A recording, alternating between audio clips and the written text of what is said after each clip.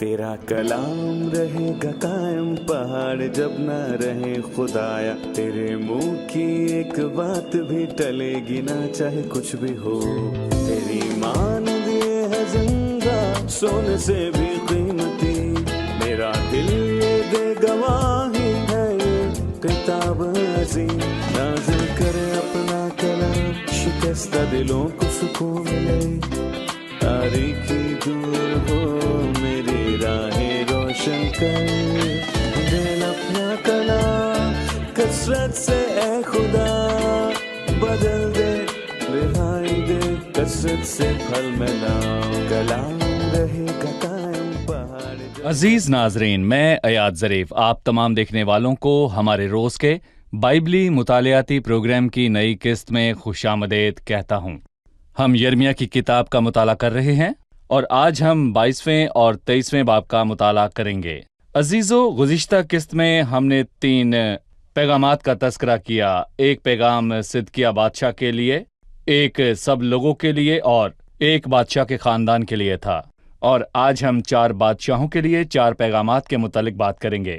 آج کے پروگرام کا باقاعدہ آغاز کرنے سے پہلے میں اسٹوڈیو میں آئے خدا کے خادم بھائی یوسف کا خیر مقدم کروں گا۔ بہت شکریہ بھائی، اور ہمارے دیگر مہمانوں کو بھی خوش آمدید۔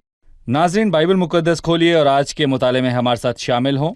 اگر آپ یہ پروگرام پہلی بار دیکھ رہے ہیں اور گزشتہ ایک ساتھ دیکھنا چاہتے ہیں تو ہماری ویب سائٹ biblimutaliah.com وزٹ کیجیے، وہاں پر آپ کو تمام ایک ساتھ بآسانی مل جائیں گی، اور اگر آپ کا کوئی سوال ہو تو ہمیں ضرور لکھیں، ہم اس کا جواب آپ کو ضرور دیں گے۔ ہم ایک چھوٹے سے وقفے کے بعد دوبارہ حاضر ہوں گے۔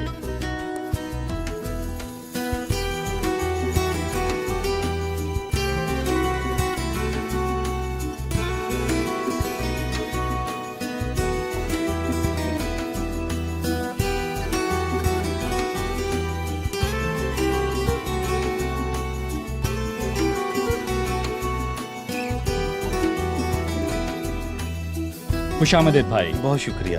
یرمیہ کی نبوت کا 22واں باب کس بارے میں ہے؟ میں کہوں گا کہ اس میں بابل کی اسیری سے پہلے 4 شریر بادشاہوں کا ذکر ہے۔ اس باب میں ان کی ترتیب کچھ یوں ہے کہ پہلا بادشاہ صدقیہ 1 سے 9 آیت، اور پھر اس کے بعد 10 سے 12ویں آیت تک ابی سلوم اور یوسیہ کے نام ایک واضح پیغام ہے، اور پھر 13ویں آیت سے 19ویں آیت تک یہو یکیم کے نام پیغام ہے، اور چوتھا 20ویں آیت سے باب کے آخر تک میں کہوں گا کہ کونیا بادشاہ کے نام ایک واضح پیغام ہے۔ لیکن تاریخی طور پر بادشاہوں کی یہ ترتیب نہیں۔ تاریخی لحاظ سے یوسیہ کی موت کے بعد پہلا بادشاہ ابی سلوم تھا، اور پیغام میں وہ دوسرے نمبر پر آتا ہے، اور اس کے بعد اور پھر یہو یکیم یہاں پر تیسرے نمبر پر ہے، اور پھر اس کے بعد چوتھے اور آخری نمبر پر کونیا بادشاہ ہے۔ اس کے بعد صدقیہ بادشاہ آیا، اس کا ذکر باب میں سب سے پہلے ہوا۔ بھائی یوسف، آپ ہمیں تاریخی کتب کے بارے میں بتائیں، اس میں بادشاہوں کی تاریخوں کا بیان ہے۔ ہمارے ناظرین جو ان تاریخی کتب کو پڑھیں وہ ان بادشاہوں کی تاریخ کو جان سکیں۔ دیکھیں، دوسرے سلاطین کے آخری ابواب میں آخری 4 بادشاہوں کا تذکرہ ہوا، اور اس میں بابل کی اسیری کا بیان ہے، اور ہم دوسری تواریخ کی کتاب میں اس کو پڑھتے ہیں، اور پھر صدقیہ بادشاہ کے ایام میں ہونے والی اسیری اور 4 بادشاہوں کے بارے میں ہم جانیں گے۔ دوسرے سلاطین اور دوسری تواریخ کے آخری ابواب میں اس کا بیان ہے۔ 22ویں باب کا پہلا حصہ 1 تا 9 آیات ہے، اس میں صدقیہ بادشاہ کے لیے پیغام ہے۔ اس پیغام میں کیا لکھا ہے، اس کے متعلق ہمیں بتائیں۔ میں اس پیغام کے بارے میں بات کرنے سے پہلے یہ کہوں گا کہ صدقیہ اور یہو یکیم دونوں نے 11 سال حکومت کی، لیکن اس کے بعد آنے والے بادشاہ سلوم اور کونیا نے 3 ماہ کے لیے حکومت کی، اور یہ کل ملا کر 22.5 سال کا عرصہ بنتا ہے۔ لیکن پہلا پیغام صدقیہ بادشاہ کے نام ہے، اور یہ وعدہ اور تنبیہ ہے کہ اگر لوگ توبہ کریں تو خدا معاف کرنے کو تیار ہے، اور صدقیہ سے پہلے اسیری کے 2 ادوار تھے، اور پھر پہلا یہو یکیم کے دنوں میں، دوسرا یہو یکین اور तीसरा सिदकिया के अयाम में है। और खुदावंद ने सिदकिया बादशाह से वादा किया कि जब लोग तौबा करेंगे तो वो उनको माफ करेगा। और चौथी आयत में लिखा है, अगर तुम इस पर अमल करोगे तो दाऊद के जानशीन बादशाह रथों पर और घोड़ों पर सवार होकर इस घर के फाटकों से दाखिल होंगे। ये वादे का पैगाम है, पर अगर तुम इन बातों को ना सुनोगे तो खुदावंद फरमाता है कि मुझे अपनी जात की कसम ये घर वीरान हो जाएगा। मुझे अपनी जात की कसम ये घर वीरान हो जाएगा। ये पैगाम सिदकिया बादशाह के लिए है। खुदावंद ने हाँ। पहले उनको तंबीह की। इससे पहले वो यहोयकम और यहोयाकीन के दौर में असीर हुए। बिल्कुल भाई यूसुफ, इसके बाद 10वीं आयत से 12वीं आयत में सलूम के लिए एक पैगाम लिखा है। मुर्दे पर ना रहो ना नोहा करो, पर उस पर जो चला जाता है जार जार नाला करो, क्योंकि वो फिर ना आएगा ना अपने वतन को देखेगा। क्योंकि शाह यहूदा सलूम बिन यूसिया की बाबत जो अपने बाप यूसिया का जानशीन हुआ और इस जगह से चला गया, खुदावन यूं फरमाता है कि वो फिर इस तरफ ना आएगा, बल्कि वो उसी जगह मरेगा जहां उसे असीर करके ले गए हैं, और इस मुल्क को फिर ना देखेगा। भाई यूसुफ, बादशाह के लिए इस पैगाम के बारे में बताइए। सलूम बिन यूसिया और दूसरे सलातीन में यहू आखिज एक ही शख्स है। सलूम और यहू आखिज एक ही शख्स के नाम हैं। और इसके बाद शाह मिस्र फिरौन उनको असीर करके मिस्र में लाया, क्योंकि उसने धोखा दिया। और यहाँ लिखा है कि बादशाह अपने मुल्क को फिर ना देखेगा, सो उसने मिस्र ही में वफात पाई। दर हकीकत हमने मुकाशफा के 16वें बाब में हर एक मजदून की जंग के बारे में पढ़ा है, और मैंने इस आयत का हवाला दिया। मगर उस पर जो चला जाता है जार जार नाला करो, क्योंकि वो फिर ना आएगा। वो एक शख्स से मुखातिब है, यहू आखिज यानी कि सलूम। और मुकाशफा के 16वें बाब में लाखों लोगों के लिए लिखा है। जरा तसव्वुर करें कि हर मजदून की जंग में लाखों लोग हैं जो कि अपने घरों से बाहर निकल आएंगे, वापस ना आएंगे। लाखों लोग हर मजदून की जंग में मारे जाएंगे, और उनका बहने वाला खून घोड़े की लगाम से भी ऊंचा होगा। और कलीसिया के आसमान पर उठाए जाने के बाद बहुत मुश्किल अयाम होंगे, और हम भी यर्मिया की तरह लोगों को आने वाले अयाम की मुश्किलात से आगाह करेंगे।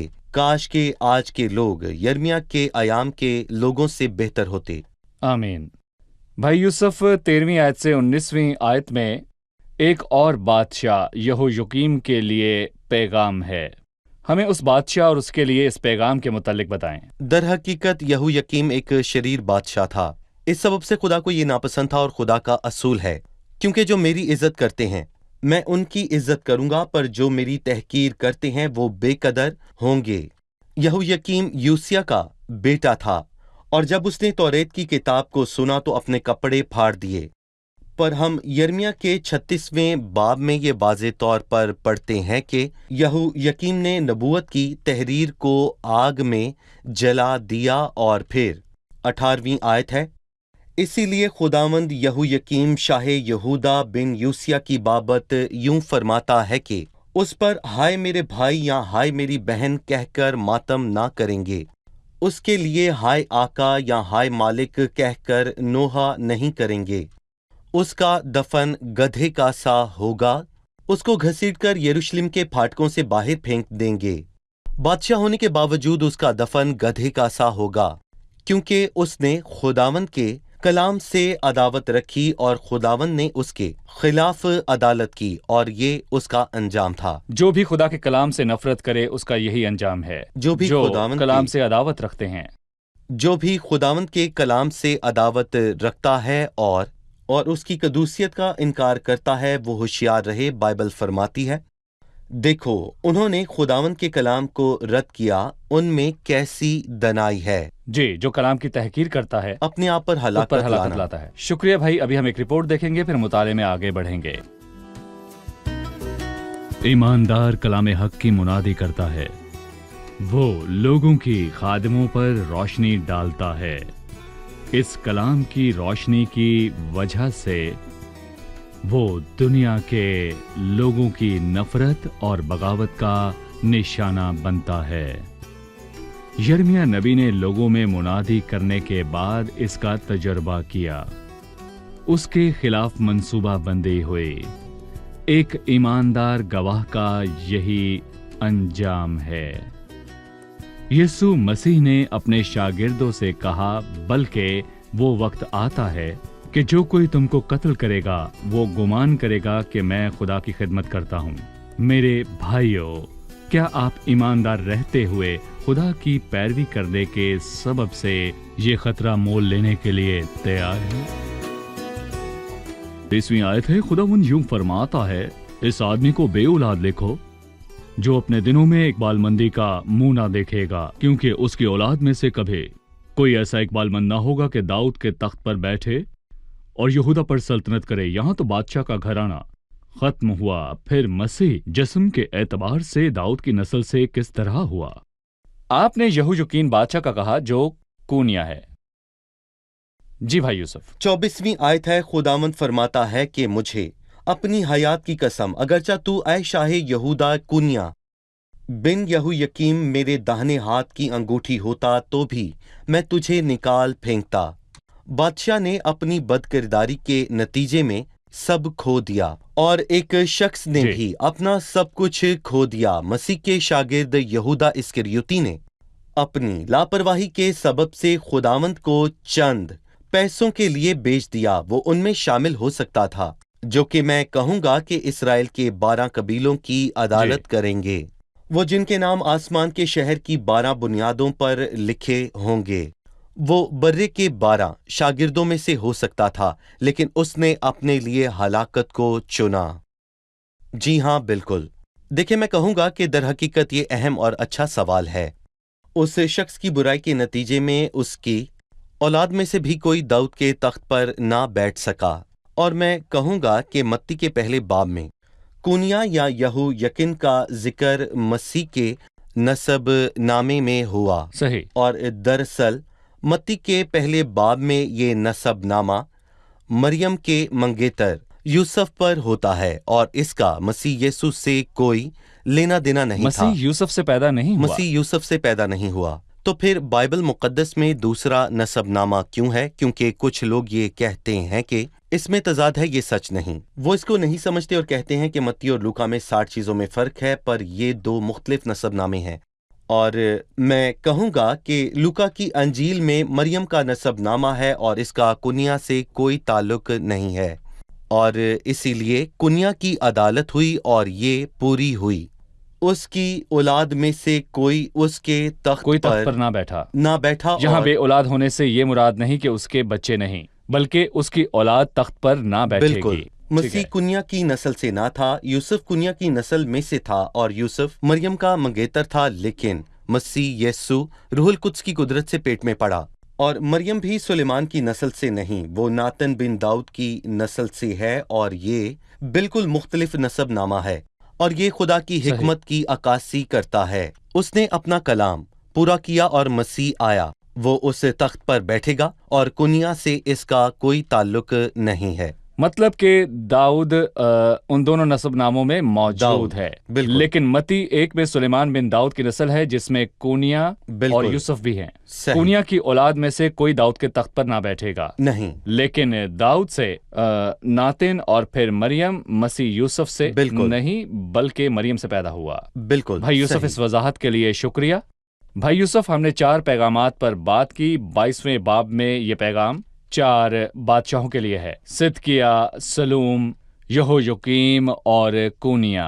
फिर इसके बाद 13वें बाब के आगाज में यूं मरकूम है, लिखा है, उन चरवाहों पर अफसोस, उन चरवाहों और अच्छे चरवाहे के दरमियान आप हमें फर्क बताइए।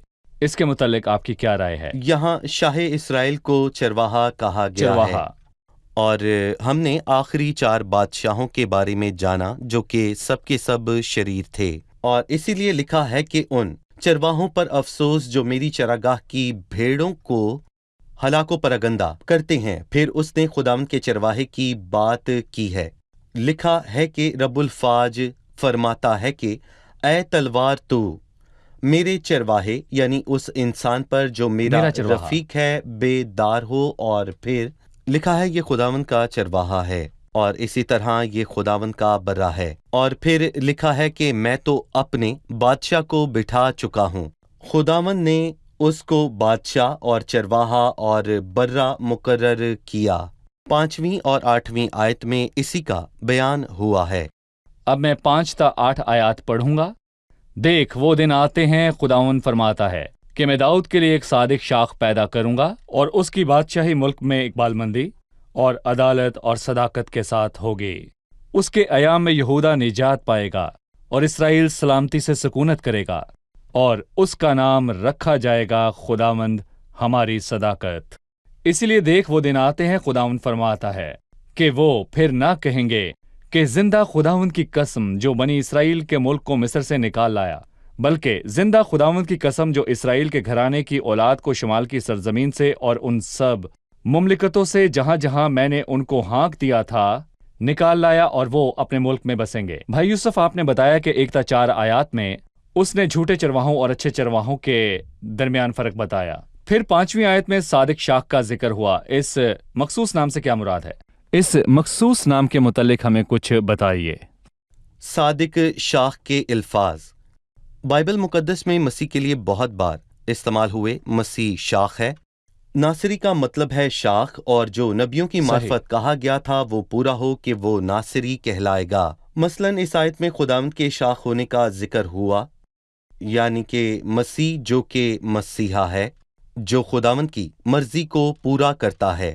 اس کی بادشاہی ملک میں اقبال مندی کے ساتھ ہوگی۔ اور پچھلے باب میں کنیا کے لیے لکھا ہے، اس آدمی کو بے اولاد لکھو جو اپنے دنوں میں اقبال مندی کا منہ نہ دیکھے گا۔ کنیا یا اس کی اولاد اقبال مند نہ ہوئی، پر ایک ہے جو کنیا کی نسل سے نہیں آیا، اور ہم نے اس پر بات کی۔ وہ کون ہے؟ وہ مسیح ہے، اور مسیح کے لیے زبور 1 میں لکھا ہے کہ جو کچھ وہ کرے گا بارور ہوگا، اور عیسائیہ 53 میں لکھا ہے کہ خدا کی مرضی اس کے ہاتھ سے پوری ہوگی۔ لکھا ہے دیکھ وہ دن آتے ہیں، خداوند فرماتا ہے، یعنی یہ مستقبل میں ہوگا۔ وہ پھر نہ کہیں گے کہ زندہ خدا کی قسم جو نبی اسرائیل کو ملک مصر سے نکال لایا، بلکہ زندہ خدا کی قسم جو اسرائیل کے گھرانے کی اولاد کو نکال لایا۔ اور ساری دنیا میں وہ ابھی پراگندہ ہے، لیکن وقت آنے پر مسیح اپنے لوگوں کو جمع کرے گا، کیونکہ اس نے ان کے باپ دادا سے وعدہ کیا ہے۔ یہ مستقبل میں کلیسیا کے آسمان پر جانے کے بعد پورا ہوگا۔ خداوند اپنے لوگوں کو بحال کرے گا، صرف اسیری سے واپس نہ لائے گا، کیونکہ وہ 2 ہی قبیلے ہیں، باقی قبیلے دنیا میں بکھرے ہیں۔ لیکن ابھی وہ کسی ملک سے باہر نہیں نکلے۔ لیکن 6 آیت ہے، اس کے ایام میں یہودا نجات پائے گا۔ یہ جنوبی سلطنت یا 2 قبیلے ہیں، اور اسرائیل سلامتی سے سکونت کرے گا، یعنی سب قبیلے لوٹ آئیں گے، اور یہ کلیسیا کے آسمان پر جانے کے بعد ہوگا۔ بھائی یوسف، مسیح کے شاخ ہونے پر مجھے آپ اپنی رائے دیں۔ کلام مقدس میں اور کس جگہ پر مسیح کو شاخ کہا گیا ہے؟ مسیح کو 7 مرتبہ شاخ کہا گیا، اور میں اس کو 4 حصوں میں تقسیم کروں گا، اور اس کا ذکر چاروں اناجیل میں ہے۔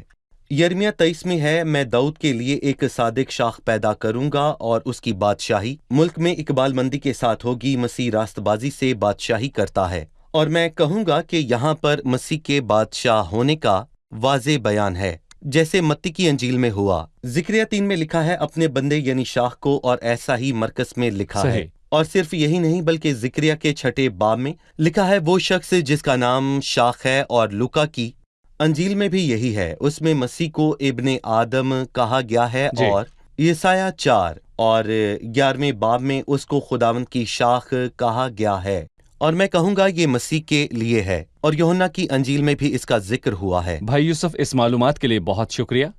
بھائی یوسف، 23ویں باب میں یہ بات مکمل ہوئی، پھر اس نے 9ویں آیت سے جھوٹے انبیاء کا بیان کیا۔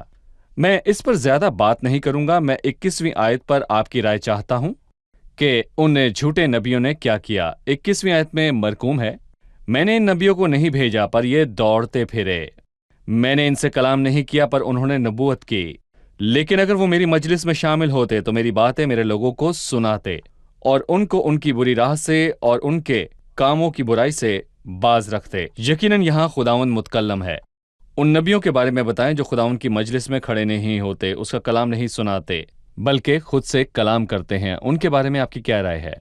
देखें भाई, मैं कहूँगा कि नबी दरअसल वो होता है जिसे खुदा ने भेजा हो, और 21वीं आयत में वाज़े तौर पर लिखा है, मैंने इन नबियों को नहीं भेजा। और मैं चाहूँगा कि हम बड़े अंबिया को याद करें। यूहन्ना बपतिस्मा देने वाले के लिए यूहन्ना के पहले बाब में यूहन्ना के लिए पेशनगोई हुई। एक आदमी यूहन्ना नाम मौजूद हुआ जो खुदा की तरफ से भेजा गया था। खिदमत का मियार यही है कि नबी खुदा की तरफ से भेजा गया हो, और यहाँ लिखा है कि मैंने उन नबियों को नहीं भेजा। दूसरा, मैंने कलाम नहीं किया पर उन्होंने नबूवत की। जब खुदा ने उनसे कलाम नहीं किया तो उन्होंने मुनादी किस तरह की? उन्होंने कहा, बस खुदावंद फरमाता है, जबकि खुदावंद ने ऐसा नहीं किया, और उसके नबी उसके लिए कच्ची कहागल करते हैं। हालांकि खुदावंद ने नहीं फरमाया और लिखा है, मैंने उनसे कलाम नहीं किया पर उन्होंने नबूवत की। लेकिन अगर वो मेरी मजलिस में शामिल होते हैं तो मेरी बातें लोगों को सुनाते हैं। और फिर इसके बाद मैं कहना चाहूँगा कि एलिया और अलीशा ने कहा कि रब्बुल फाज की हयात की कसम जिसके सामने मैं खड़ा हूँ, ये लोग खुदा की मजलिस में खड़े नहीं होते और वो बातिल कलाम सुनते हैं। और अगर वो मेरी मजलिस में शामिल होते हैं तो मेरी बातें मेरे लोगों को सुनाते हैं और उनको उनकी बुरी राहों से और उनके बुरे कामों की बुराई से बाज रखते हैं। दानियल 12 में लिखा है, जिनकी कोशिश से बहुतेरे सादिक होंगे और सितारों की मानंद अब्दुल अबाद तक रोशन होंगे। और मैं कहूँगा कि अजीम खिदमत वो है जो लोगों को खुदा की तरफ ले आती है। 32वीं आयत है, जो झूठे ख्वाबों को नबूवत कहते हैं और अपनी झूठी बातों से और लफ्ज़ जनी से मेरे लोगों को गुमराह करते हैं। लेकिन मैंने उनको ना भेजा ना हुक्म दिया, इसलिए इन लोगों को उनसे हरगिज फायदा ना होगा। और लिखा है, खुदावंद फरमाता है और यही सच है। सही, जो भी खुदावंद की जानिब से कलाम करता यूं कहता है, खुदावंद फरमाता है। जो खुदावंद के मजलिस में खड़ा नहीं होता और जिसको खुदावंद के कलाम का नहीं पता, वो जो भी कहे झूठ है। वो कहता है खुदा ने उसको भेजा, पर ऐसा नहीं है। चलिए मेहमानों से उनका सवाल जानते हैं। 29वीं आयत है, क्या मेरा कलाम आग की मानिद नहीं है? खुदावंद फरमाता है, और हथौड़े की मानिद जो चट्टान को चकनाचूर कर डालता है, उसने खुदावंद के कलाम को आग और हथौड़े से तशबीह क्यों दी? भाई यूसुफ, खुदा के कलाम के लिए बहुत सी तशबीहात इस्तेमाल हुई। खुदा का कलाम आग और हथौड़े की मानंद किस तरह काम करता है? मेरा ख्याल है कि इसी वजह से लोग तौबा करने और खुदावंद के कलाम को सही रद्द करके झूठ और ख्वाबों को तरजीह देना पसंद करते हैं। और गेहूं को भूसे से क्या निस्बत? पर खुदा यूं फरमाता है कि खुदा का कलाम गेहूं है, मसीह गेहूं है। और इसके अलावा लिखा है कि ये वो कलाम है जो बन को जला देती है, और ये कलाम हथौड़े की तरह पत्थर को चकनाचूर कर देता है। पर लोग ना अपनी किसी चीज को जलाना चाहते हैं और ना ही अपने बुतों को तोड़ना चाहते हैं, और ना ही उन्हें खुदावंद का कलाम सुनना पसंद है। इसीलिए यिर्मयाह नबी के दौर में झूठे नबियों की बातें बहुत मशहूर थीं। अफसोस के आखिरी अयाम में भी ये बातें बहुत मशहूर होंगी। पर खुदा का कलाम आग है और ये हथौड़े की मानिंद चकनाचूर कर देता है। पर अफसोस के लोग इसको अहमियत नहीं देते, लेकिन दाना शख्स गेहूं को भूसे पर तरजीह देता है, क्योंकि इंसान भूसा नहीं खा सकता। नौजवान गले से बढ़ेंगे और लड़कियां नई मै से नशोनुमा पाती हैं। सही, शुक्रिया भाई यूसुफ, खुदावंद आपको बरकत दे। अब हम मेहमानों से उनकी राय जानेंगे।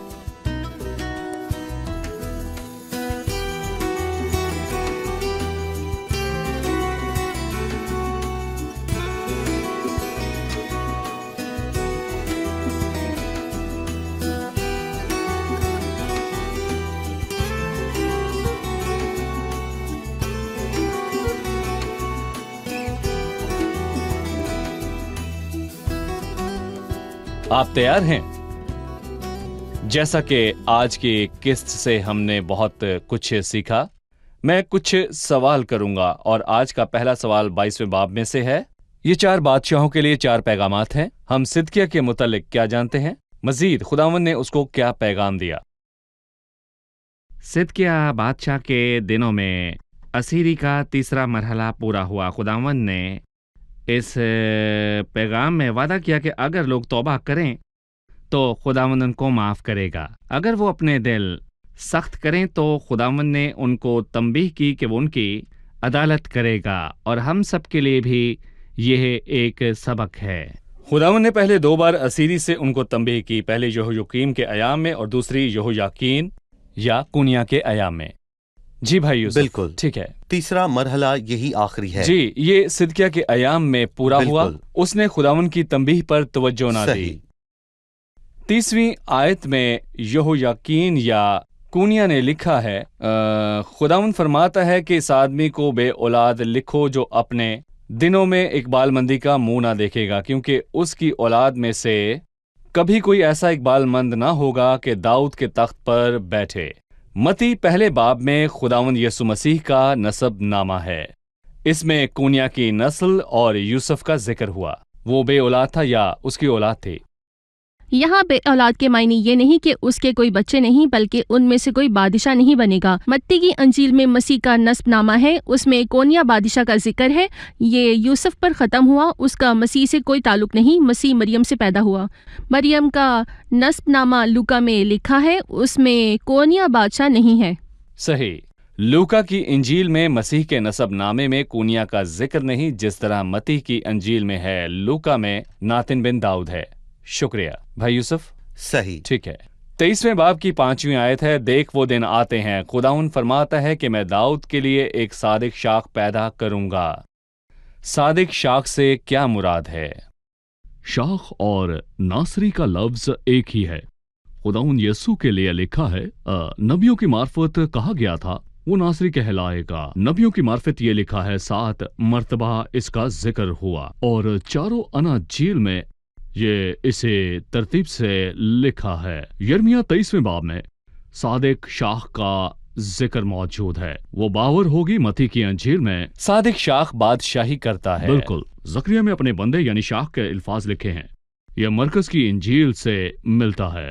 مرکز میں مسیح خدا کا بالکل۔ بندہ ہے۔ زکریا 6 میں وہ شخص جس کا نام شاخ ہے، یہ لوکا کی انجیل سے ملتا ہے۔ لوکا میں مسیح ایک کامل انسان ہے۔ یسایہ 4 اور 11ویں باب میں لکھا ہے، خدا ان کی طرف سے رویدگی۔ مرکز کی انجیل میں ان اقانیم کا ذکر موجود ہے، یہودا کی شاخ یہودا کی۔ اور مسیح ٹھیک۔ مجسم کلام ہے۔ جی بھائی یوسف، جی بالکل 10 میں سے صحیح۔ کتنے نمبر دیں گے؟ زبردست۔ ٹھیک ہے، شکریہ، خداوند آپ کو برکت دے۔ بھائی یوسف، خدا آپ کا کو بھی برکت دے۔ شکریہ۔ عزیز ناظرین، یرمیہ 23ویں باب کی 29ویں آیت میں خداوند کے کلام کے لیے مرقوم ہے۔ یرمیہ 23 میں ہے، کیا میرا کلام آگ کی مانند نہیں؟ خداوند فرماتا ہے، اور ہتھوڑے کی مانند جو چٹان کو چکنا چور کر ڈالتا ہے۔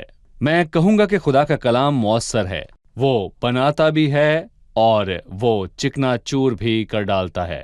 جو گرنے کو ہو اس کو سنبھالتا ہے، اور جو بھی اس کے خلاف کھڑا ہو اس کو چکنا چور کر ڈالتا ہے۔ وہ خاکسار کو بڑھاتا ہے اور متکبر کو چکنا چور کرتا ہے۔ سو اس کے کلام کا جواب دیں، اس کو اپنے دل پر اثر ہونے دیں، راست بازی میں زندگی بسر کریں تاکہ وہ ہم سے راضی ہو۔ انہی الفاظ کے ساتھ آپ سے پھر ملاقات ہوگی۔ خداوند آپ سب کو برکت دے۔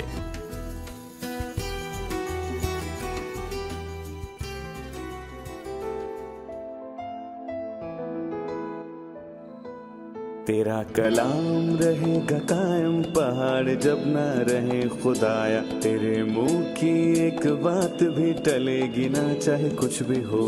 تیری مانند یہ ہے زندہ، سونے سے بھی قیمتی، میرا دل یہ دے گواہی ہے، یہ کتاب عظیم نازل کرے اپنا کلام، شکستہ دلوں کو سکون ملے، تاریکی دور ہو میری راہیں روشن کر، دل اپنا کلام کثرت سے اے خدا بدل دے، رہائی دے کثرت سے پھل ملاؤ۔ کلام رہے گا قائم، پہاڑ جب نہ رہے خدایا، تیرے منہ کی ایک بات بھی ٹلے گی نہ، چاہے کچھ بھی ہو۔